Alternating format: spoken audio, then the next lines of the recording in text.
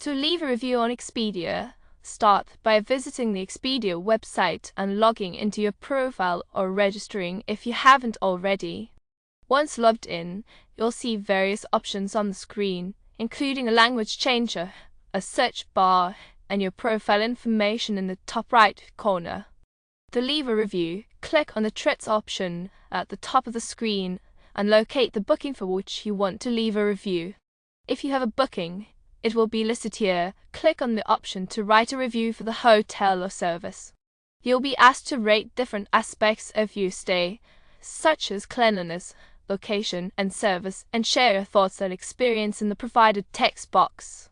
Be honest and detailed in your review, as this will help others benefit from your feedback. Once you're satisfied with your review, click the Submit button, and that's it. This process is straightforward and allows you to provide valuable feedback about your stay.